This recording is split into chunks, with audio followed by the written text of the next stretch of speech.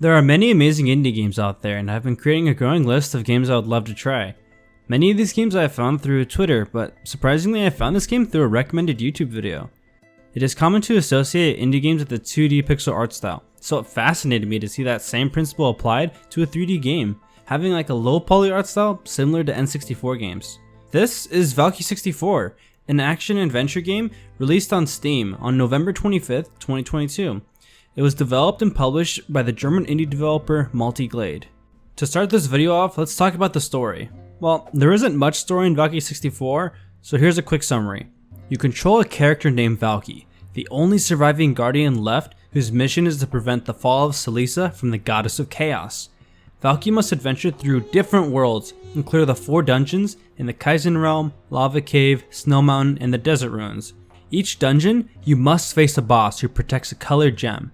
Your goal is to collect all 4 to open a portal to the final level, the Chaos Fortress. After entering the Chaos Fortress, Valkie must fight through an army of reptiles and defeat the Goddess of Chaos to bring peace to Selisa. But the story is not why I enjoy this game. The game's biggest strength is its wide array of optional content.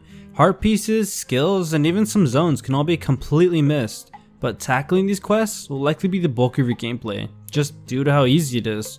These quests also get tracked in your menu, which really encourages you to complete them all. Some of the quests may start in one world but progress in another as you go forward with the main objective. Due to this, progression never slows down, nor is it ever confusing. Each area you go in has some sort of reward in place for you to get stronger, which is really incentivizing because it's a low time commitment. I mean, it only took me roughly 4 hours to do every piece of side content, around an hour spent on each zone. Although that's the game's biggest strength, I feel they really dropped the ball with their achievements. First off, there's an achievement for completing the game without picking up any heart pieces, which I feel punishes the player for exploring the world. I feel this could work if there was a hardcore mode that changed the world to spawn with no hearts, because it is a great challenge. And like I said earlier, I love the side content, but you can imagine the disappointment I had when I found out there was no achievement for 100%ing the game. Alright, let's talk about the actual gameplay now. Combat is the majority of the game, of course. You have the ability to use vertical slashes and horizontal slashes. They both appear to do the same amount of damage, but horizontal has a better range for multiple enemies, and vertical slashes have a longer combo which does more damage on the later hits. But the whole game is completely changed for me by its powerful counter system, which can completely break the game at times. This mechanic is easily abused and hard to ignore. It allows you to encounter any move that deals damage to the player. I found myself relying on it in every encounter, and made some boss fights terribly easy. Although, there are a couple enemies who attack too quickly for you to counter their every move, which makes it a lot more enjoyable, having to both dodge and counter. But overall, the combat isn't very dynamic, as all enemies die the same. I can easily imagine how this could ruin your experience. Despite that, I never felt like I lost a battle due to poor mechanics or bad controls. I do have to mention the final boss. It is probably the worst fight in the entire game. You'll find the only way to defeat the boss is by hitting it once and immediately dodging. If you fail, you have to repeat the last 2 floors before you can try again.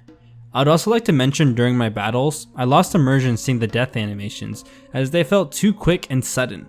I believe this could easily be solved if the enemy disappeared slowly after falling.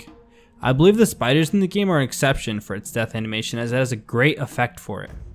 On the topic of immersion, the background music and sound effects were serviceable at best. Throughout the video, I'll have the soundtrack playing in the background. They thankfully have different songs for each region and for the boss fights. The songs chosen are edited, royalty-free songs, but I found most acceptable besides the Kaizen Realm.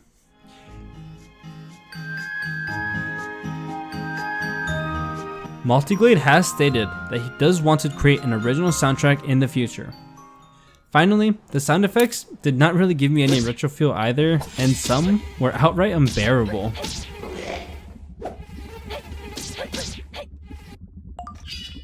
The last topic I'd like to cover are the graphics. I'm only going to speak briefly about this as I'm not a game developer myself. The best way I'd describe the game's look is an N64 game imported straight into a modern engine. This could be a hit or miss depending on who you ask, but personally, I love the low poly art style, and the lighting looks phenomenal in this game, especially the lava cave, but it does feel pretty blinding exploring the snow mountains and the desert. Another issue I had while exploring is how sudden it feels walking in and out of rooms. Even a slight delay or dip to black could help. Lastly, I would like to mention the lack of cutscenes. It's not like Multiglade can't animate cutscenes and bring some life into major events. For example, in the ending of the Chaos Fortress, he has a great cutscene to finish the battle off. And another great example is the introduction, where the goddess introduces each portal to you. I could see it being a lot more work, but I would love to see more cutscenes, at least for the dialogue with the NPCs. If I could be greedy, adding cutscenes to introduce the settings and boss fights would bring this game to another level. To finish this video off, here are my final thoughts. Valkie 64 is not going to blow your expectations away. It doesn't even encapsulate a perfect throwback to the Nintendo 64 era that a lot of us grew up in. I do believe with minor changes throughout the game, it could be elevated to an experience that I could recommend to anyone. For what it's worth, I found myself mindlessly enjoying the combat, clearing dungeons and exploring the world. I can only recommend Valkie 64 if you are okay with an unpolished game. Personally, I enjoyed the game, and hope that despite the flaws, this video convinced you to try the game as well. Thanks so much for watching the video. I really hope you enjoyed it.